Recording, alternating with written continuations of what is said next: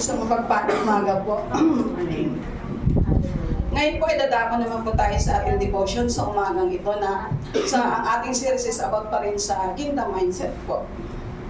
Ngayon po, ang ating pag-aaral po sa umagang ito, yung pagbuo po ng isang pag-iisip na makalangit po. Doon po yan sa Colossians 3 po. Dito po masigasig po na hinahanap ng mananampalataya ang mga bagay na nasa langit sa pamamagitan po ng pagtanggi sa lahat ng hindi mula sa Diyos. Tingnan po natin, basahin po natin sa Colossians 3:2.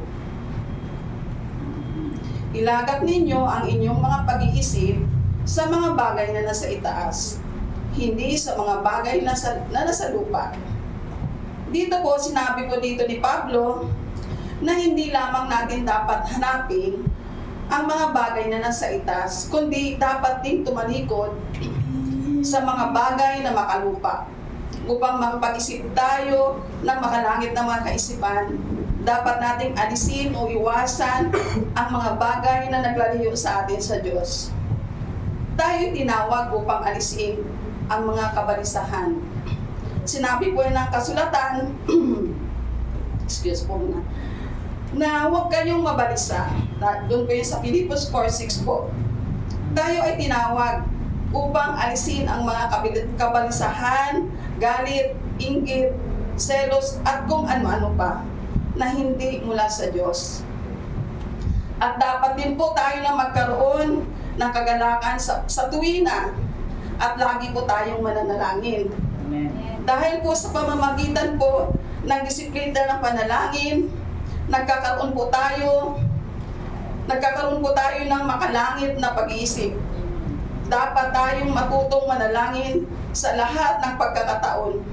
Kaya dinadala tayo ng bawat kaisipan natin sa harap ng ating Ama. Amen. Amen? So ang maka-Diyos po ng pag-iisip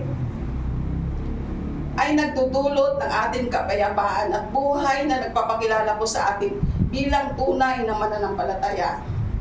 At higit po sa lahat, kung gusto nating mamuhay ng may maka-Diyos na pamumuhay, ito ay nagsisimula sa isang maka-Diyos na pag-iisip. At ito din po ang dahilan kung bakit laging sinasalakay ni Satanas ang isipan at kaisipan ng isang mananampalataya.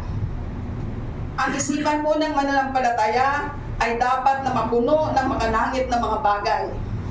Sa banal na kasulatan, ang mga nagsasagawa ng tamang pag-iisip ay tumatanggap ng pagkalaking pagpapala.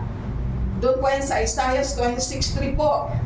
Sinabi po doon, ingatan mo sa ganap na kapayapaan ang may matibay na pag-iisip sapagkat siya'y tumitiwala sa iyo.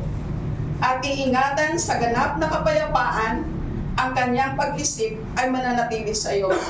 Amen? Amen. So, gayon man po, ang taong tunay na born again ay nagnanais ng Espiritu ng Diyos. Amen. Amen?